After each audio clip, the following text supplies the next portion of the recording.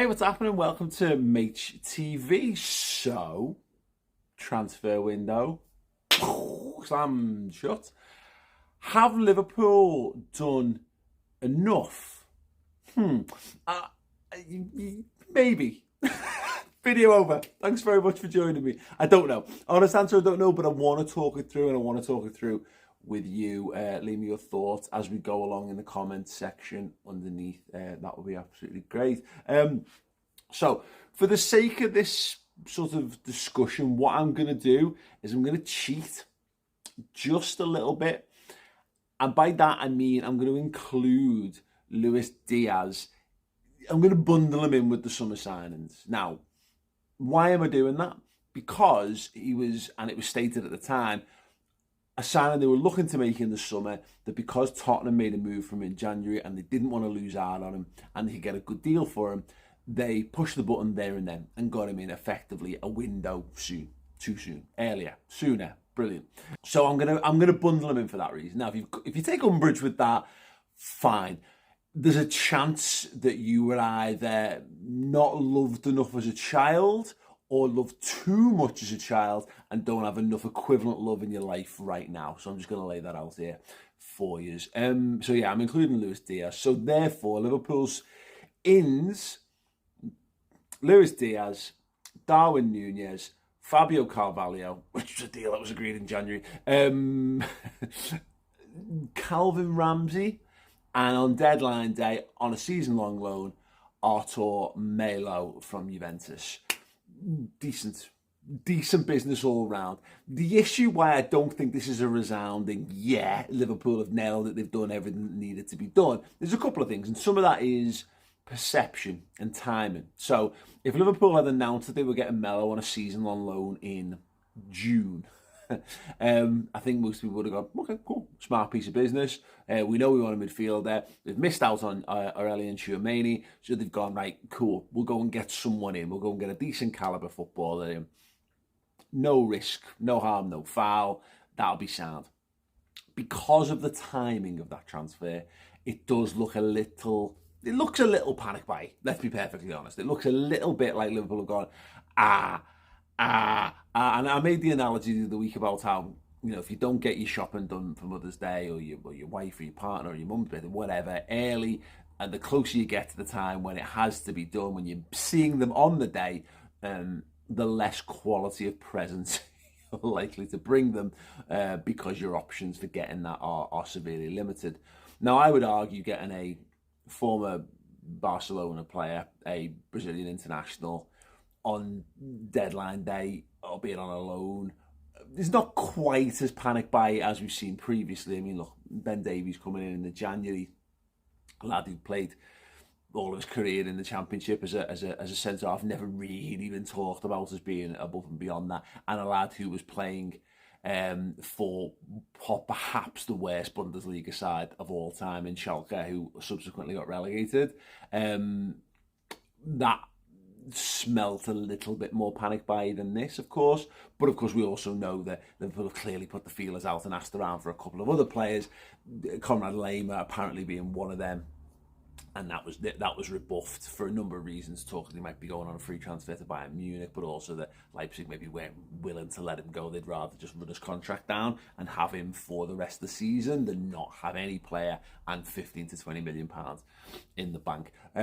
So yeah, smart enough, panic buy-ish if you really want to delve into it. But I think if you took a step back, you go, okay, fine. You know, even if he's only a squad player, you can make a strong case that he's an improvement on what a lot of people have said.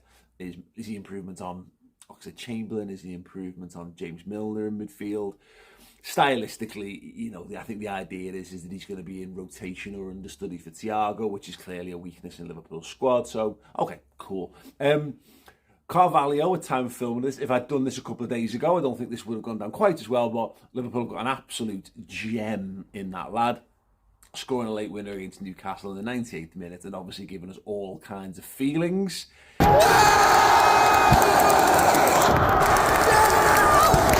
Yeah, fine. Yeah, I feel like I think everyone can agree that we're quite happy with bringing him in, certainly. Calvin Ramsey, who knows? that's a weird one, and it has a little bit of a knock on, and I want to kind of discuss why his injury has kind of hampered our feelings, I think, on Liverpool's total transfer business. But I'll come to that. And of course, Darwin Nunes, who started really brightly. Again, if we'd been doing this after the Charity Shield, it would have been a bit of a no-brainer. We're dead excited, really great prospect, looks like ready-made for English football, but subsequently gets sent off against Crystal Palace. Liverpool have had to struggle through, albeit, with 2 wins out of 3 in that time, and one of them was a 9-0 win. But when you see an Erling Haaland steamrolling all in sight in the Premier League, you can go, well, look, there's goals as evidence that that's a really good signing for them, which you can't quite do to Nunes yet, because ultimately, the best thing he's really done for Liverpool so far, apart from the Charity Shield, was shout fuck off at the Newcastle bench, which was great, by the way, which gets him an extra mark when we're rating Liverpool's transfer window. Let's be clear on that. So the big question in all of this is, is this a good enough collection of transfers for what Liverpool needed? So what I did was, and this probably didn't need to be written out, but I think it's always interesting to do it, is I kind of wrote out who's gone, the injuries that we've had to face, and therefore which has cast a bit of a cloud over everything. And I've had a go at a depth chart, because everyone loves a depth chart, particularly as the season progresses and certain players get injured. Depth charts for the win. To my mind, and there's a couple of other bits and pieces that might make this not 100% an accurate representation, but Sadio Mané goes out, Minamino moves on, Divock Origi's contract expires, and Nico Williams we sell to Nottingham Forest. They're the 4 first-teamers or first-team squad players that Liverpool have gone out. Now, bearing in mind, once again, I'm bundling Diaz in here. That means Liverpool have brought in Diaz, Nunes, Carvalho, Artur, and Calvin Ramsey. So net, we're 1 player up in that regard, generally speaking.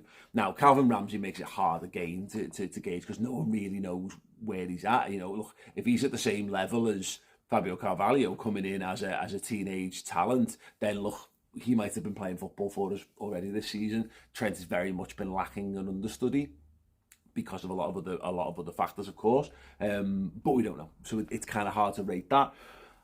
I think, broadly speaking, I think that's an improvement. Carvalho hitting the ground running already in his small cameos helps that. The tough thing is Minamino had a really good season last season, albeit, he's the guy who leads our cup charge. Divock Origi, legendary striker. Carvalho scoring a 98th minute winner helps with that, because that's one of the things that you've lost, is just Divock Origi magic moments. And Mane's tougher to rate, because, again, people are quite keen to say that Nunes is his replacement, and I can understand that, because, look, he finishes the season playing centre forward for us. But I think a lot of that is to do with the fact that Firmino's injured and Jota's injured as well, and he's the safest pair of hands you can put in that. In real terms, he was the left of the front 3, and Liverpool had gone as far as they were going to go with Mané. I think we could have continued to get good change out of Sadio Mané, but his best seasons in the left of the attacking 3, I think we've had them at Liverpool. And in getting Diaz in, you're getting someone who's got more pace, bit more eccentricity on the ball, so a bit more unpredictability, which is definitely something Liverpool need, because one of the weaknesses is how the Liverpool cope with low block sides that want to defend for their lives and stop you from playing, which most teams are a version of now, because you don't play open football against Liverpool because you'll get killed. So you might as well have a go at parking the bus and then hitting us on the counter. That's a fairly optimum way of doing things. But yeah, the Diaz one is, we've replaced what everyone thinks Sadio Mané is to the squad, and there was some doubts over that.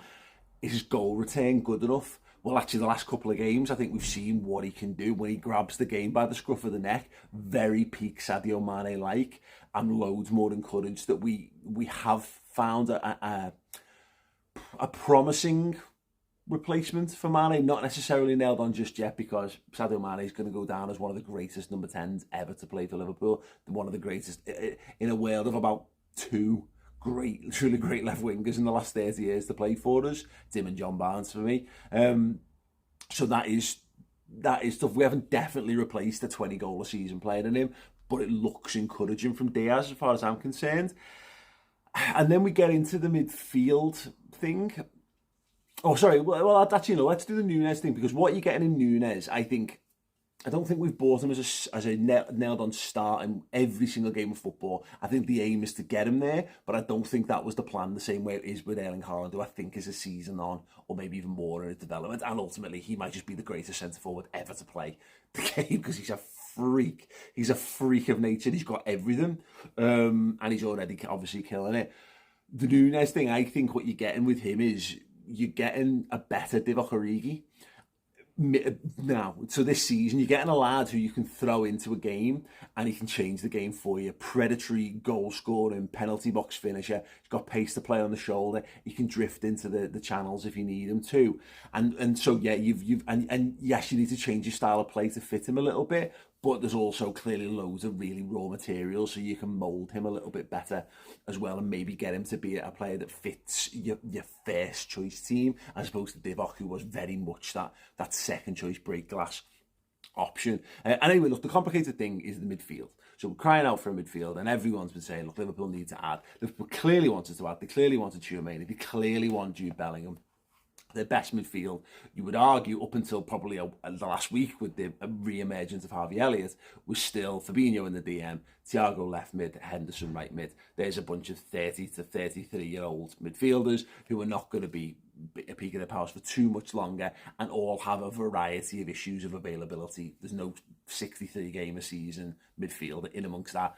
I bet Jordan Henderson played a ton of games last season. There's most games he'd ever played under Jurgen Klopp. Maybe we're paying a little bit of the price for that now, of course. But what we've got with the midfield thing, and why Arthur Melo seems a sound addition, is it enough? Because what you've seen is injuries.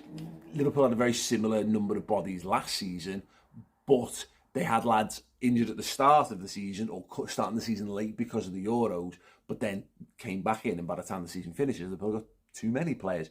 But injuries to Thiago, as we've seen on the opening day of the season, Jones injured as well. Naby Keita, I think, is a key part of this.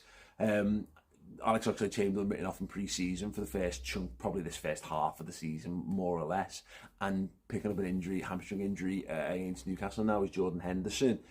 Liverpool are threadbare in there, and why I think they could have probably done with one more player of just buy someone if you have to. Can you, it's about this shuffling your transfer plans around. Was there someone there that you could have got sooner? I suspect if they've not done that, the answer to that was no, but just for talking's sake, when you're looking at it, I think the Henderson injury made it a no-brainer that Liverpool had to go and push the button on an extra midfielder. There was no way they were going to blag their way through this. But for me, the linchpin on this is a couple of injuries that have been a linchpin to all of the business, and why they probably one of the reasons why they fall on Melo ultimately is, you're not getting more than 35 games a season out of Thiago. And I think last season we got about 1,500 minutes out of Naby Keita, but it's around 30 at total appearances. The feeling is that you can kind of cover for them one way or the other. Maybe Thiago might miss a game, but Naby's fine to step up, and then Curtis Jones can then fill in the mortar in between the bricks and all that to make you pretty solid and have a good, solid, stable bank of players for that left midfield slot. But losing Thiago and then Keita with his injury issues, persistent injury issues, yes, but also I think a general sense that he's not going to sign the new contract. He's a little bit unhappy maybe with the squad role, and of course no one kind of knows what Curtis Jones is back. He was back on the bench. That's great. Hopefully he can really kick on now. But that I think Liverpool will have looked down on that as a slight concern.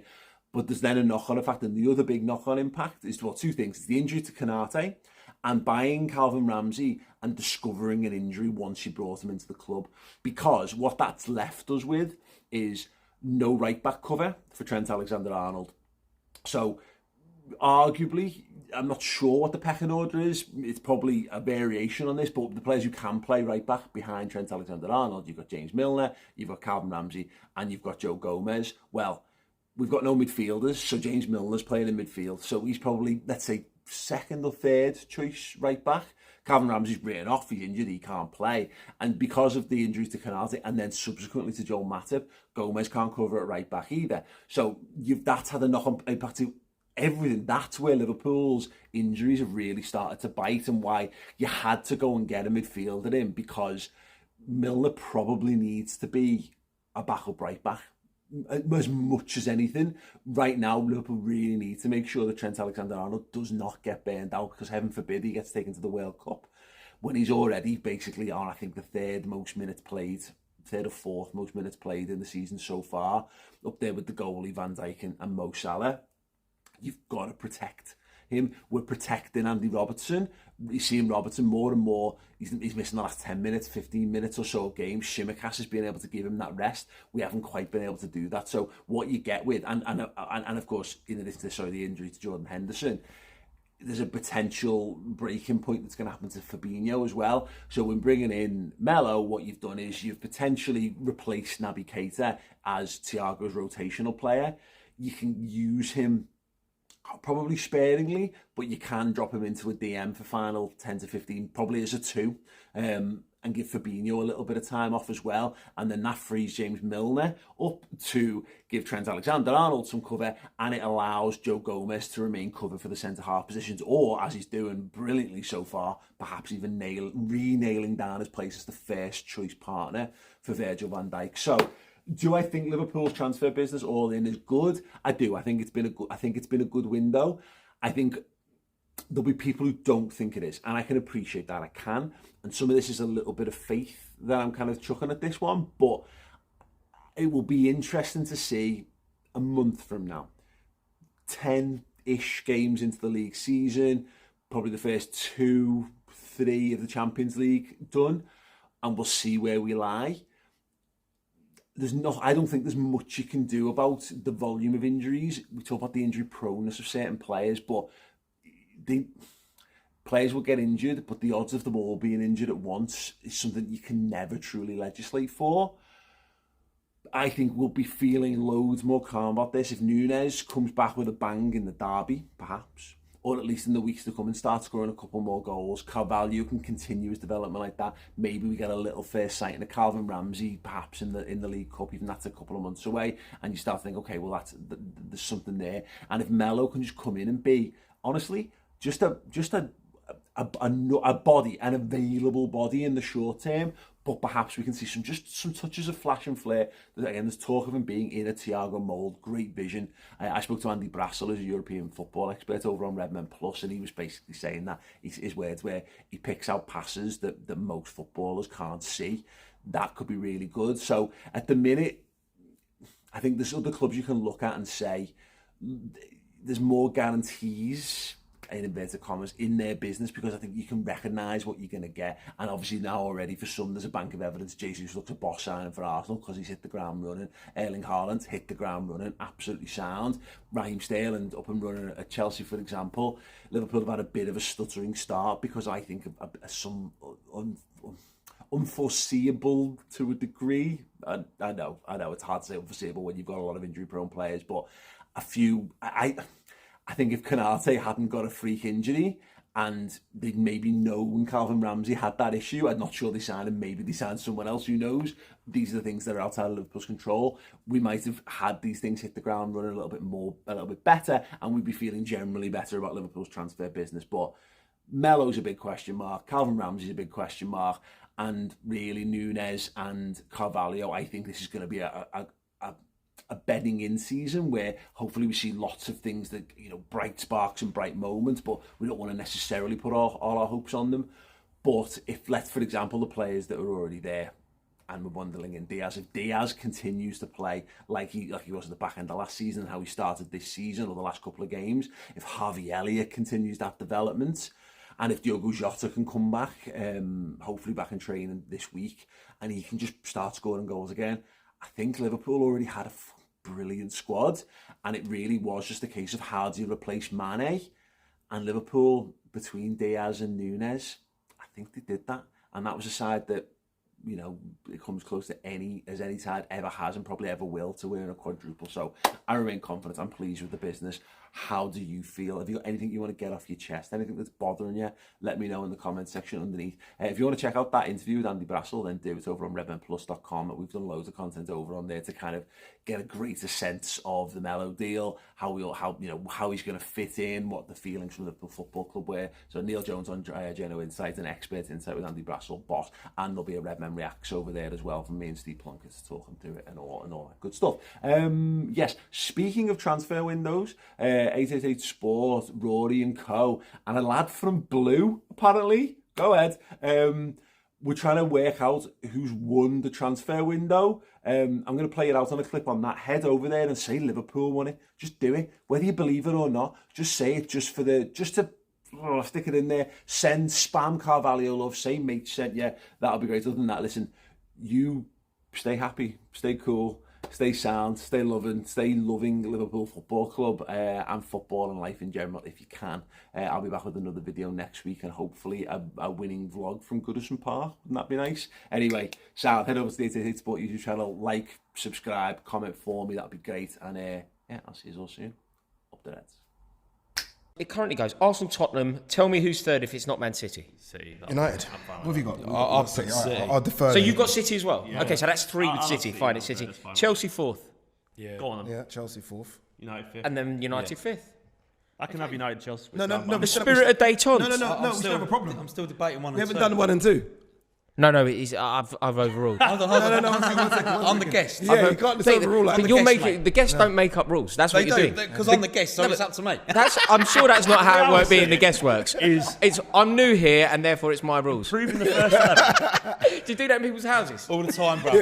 Out of Arsenal and Spurs, who's improved their first 11 the most? Arsenal, it's non-negotiable. Easy. I can't understand why it's a debate. I can understand why it's a debate from Anthony because he can't even bring himself to write the word Arsenal. But I don't know what's going on with Addy.